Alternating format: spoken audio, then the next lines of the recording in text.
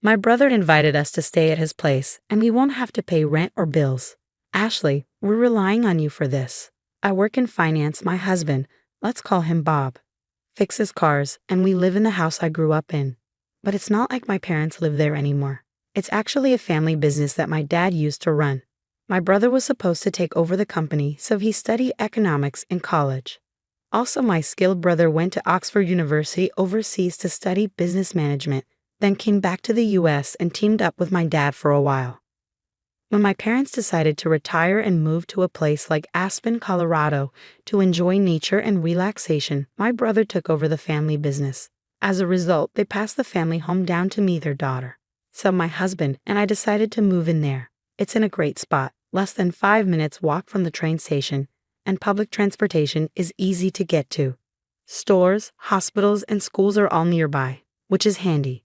It's nice to know that as our kids grow up and move out, we'll still have everything we need close by. It makes me thankful that my parents left us this house. We were looking forward to growing our family and enjoying life, but we never imagined it would all be cut short by what happened. Since we moved in, my mother-in-law has been dropping by a lot. She's always curious about my parents' business and how much they're worth. It gets uncomfortable when she starts asking, "Hey, Ashley, what's the deal with your parents' money? How much will you get when they're gone?" I find it pretty tasteless, to be honest. I don't want to be rude, so I just say, I'm not sure. I haven't really thought about it. I already have the house, so maybe there won't be much else. Even though I tried to brush it off with a laugh, she keeps pushing, saying, "Come on, they're getting up there in age. You never know what might happen." She was really fixated on talking about my parents' money. It felt like she was banking on their wealth. Even though I knew what I was set to inherit, I kept quiet. I didn't want to spill the beans to my mother-in-law or my husband, who's pretty close to her. But then, out of nowhere, something unbelievable happened. One holiday morning, around 8 a.m., the doorbell rang, and when I answered it, there were movers standing there. My mother-in-law and my brother-in-law's family had moved in without warning. I was completely caught off guard when the movers showed up. My mother-in-law and brother-in-law's family just waltzed in with big smiles, announcing they were moving in. Their enthusiasm sent shivers down my spine. When I turned to my husband for an explanation, he shrugged it off, saying, "What's the big deal if Mom and the others crash here? We've got plenty of space." He acted like it was no big deal to have them move in. I was already shocked enough by the sudden living arrangement, but then my sister-in-law dropped a bombshell. "Our brother invited us, Ashley. He said we don't have to pay rent or bills, so we're relying on you." Meanwhile, my brother-in-law started claiming rooms without asking, saying, "This room looks nice. Let's have it, Bob. Move everything out into the hallway." It all made my head spin. I couldn't believe it. They were treating my house like their own, claiming rooms left and right. My mother-in-law and sister-in-law's family have been overstepping boundaries for a while now, especially my sister-in-law, who even went through my bag without asking once. If this keeps up, they'll try to take over my room too.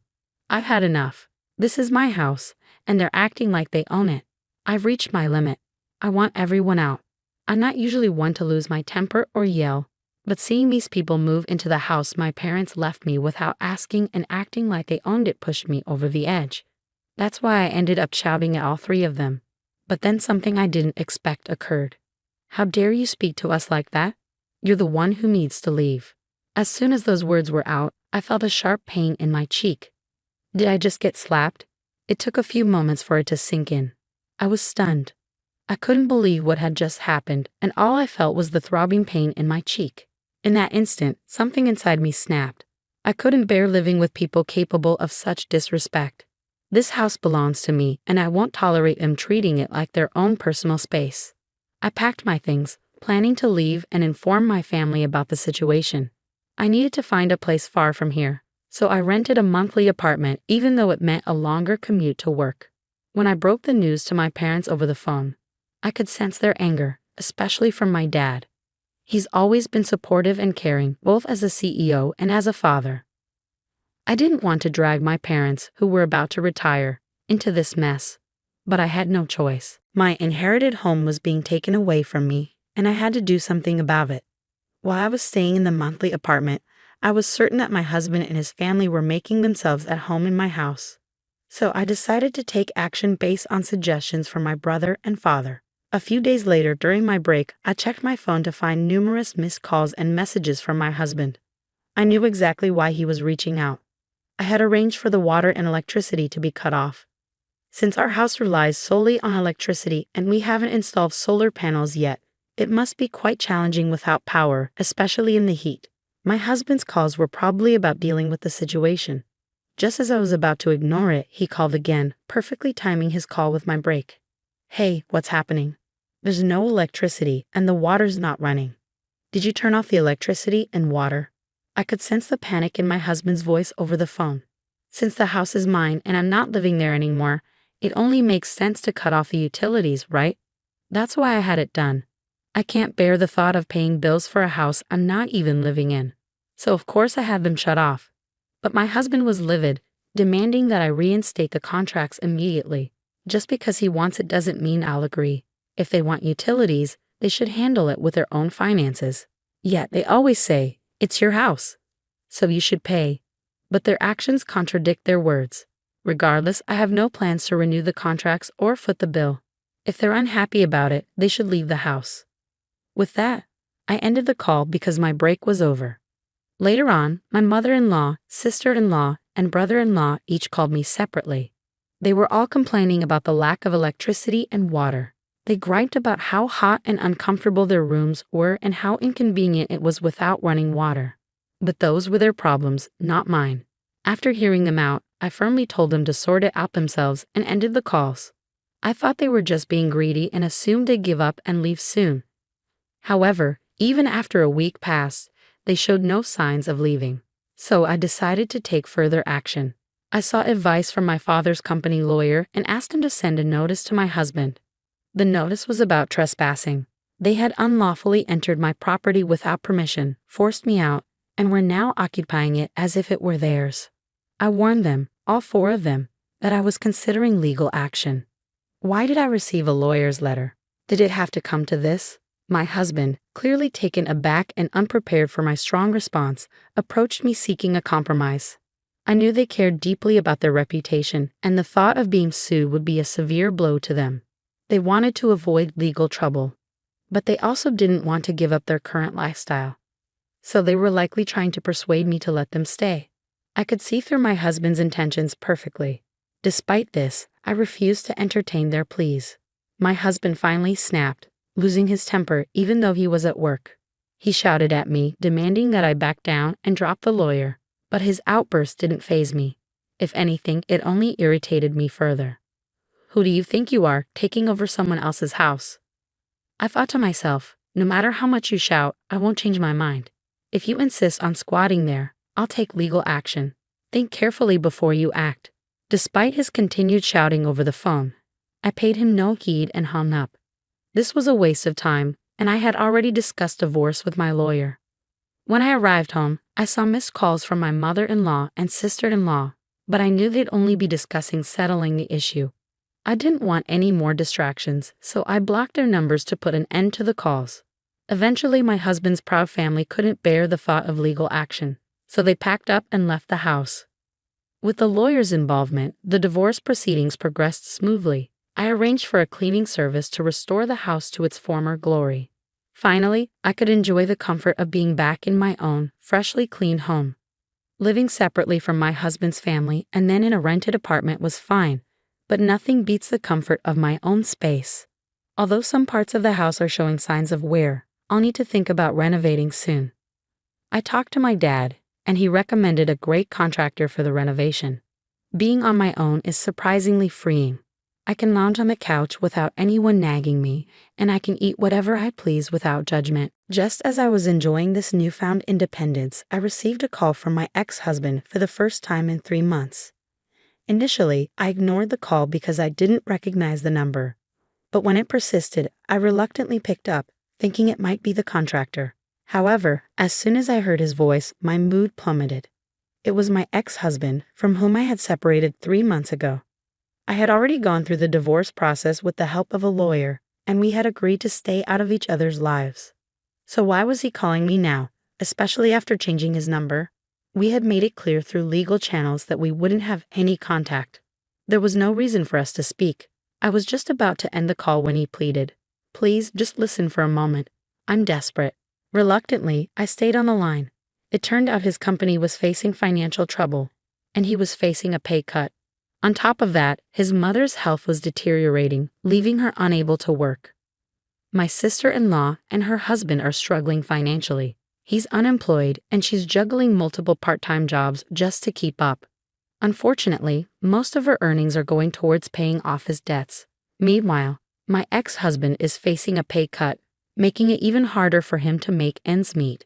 As they poured out their troubles to me, all I could muster was a detached, "Okay, I see."